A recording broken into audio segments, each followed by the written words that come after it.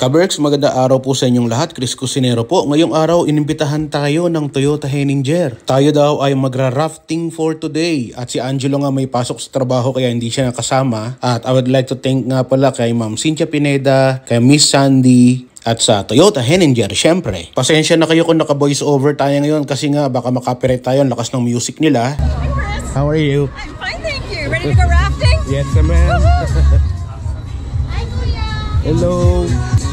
Hello. Naka-prepare na lahat ng mga gagamitin dito kagaya nito mga lunch boxes na to, mga pagkain ito para sa lahat ng staff na sasali sa rafting. Pati nga ito mga life vest na gagamitin nila, andito na rin lahat. Malakas kasi ang current ng tubig sa river, kaya kailangan safety first para sa lahat. Kanina wala pang tao, ang aga ko palang dumating. Pero unti-unti na silang nagdadatingan ngayon, pati nga sila Ma'am Cynthia saka yung pamilya niya at mga anak niya nandito na rin lahat. Pagkatapos ng ilang minuto, dumami na kaagad yung tao. Iba talaga pag Canadian time, pag sinabing 11 o'clock nandito talaga lahat ng tao. Hindi kagaya pag Pilipino, pag sinabing 11, 12 o'clock, minsan 12:30 pa, wala pa rin. Anyway, dahil libre naman dito ang pakape sa Toyota, magkape na muna tayo. Ano ba yung titimplahin nating kape para ngayong araw? Madalas akong nagkakape dito kasi every time na magbablog kami ni Ma'am Cynthia o kaya gawa kami ng TikTok na video, tumatakbo ako dito para magkape. Siyempre, libre dito. Saka alam nyo naman, mahilig talaga akong magkape mga kaberks. Nakikape na ako sa inyo ha. Nandito pala si Mami Grace. Musta? Kumusta? Welcome sa rafting. Stay here, ha?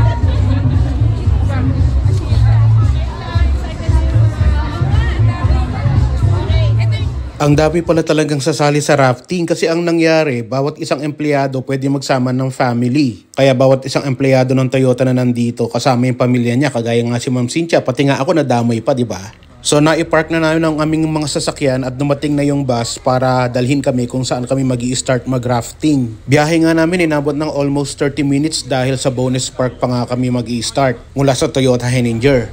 Okay, so saan ba tayo? Nawawala rin kami, hindi namin alam kung saan kami. Dito daw muna tayo. Excited kami kasi lahat. So, kahit na pangalawang beses to, excited pa rin. First time mo mag-rafting, Mami Grace? Oo, first time lang. Ah, first time ni Mami Grace. First time. Like a virgin pa siya today. Dali na nga. Masaya tayo ngayon kasi marami tayong sasali sa rafting. Kasi last year, 6 lang yata kami sa isang boat. Saka maliit na boat lang yung ginamit namin before. Mauna na ako, sure ka? Oh, sige. Boy, saglit lang. Oh, sige. Dito na ako tayo. Baka mabasa yan. Ipatong mo sa mabasa pa. Di, okay lang yan, sir. Ha? Okay lang yung mabasa.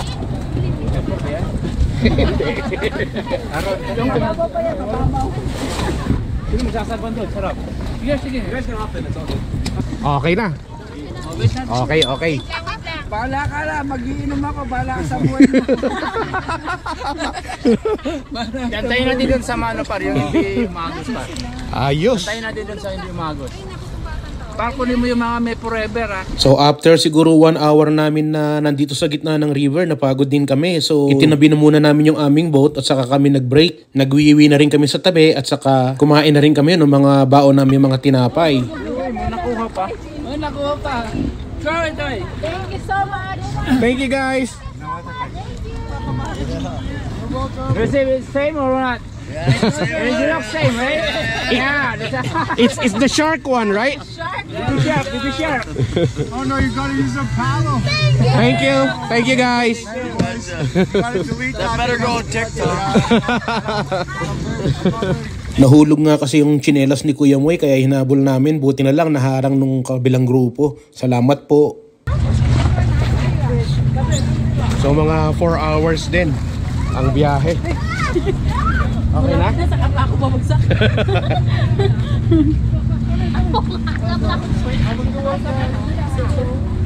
Ano? Masasabi nyo?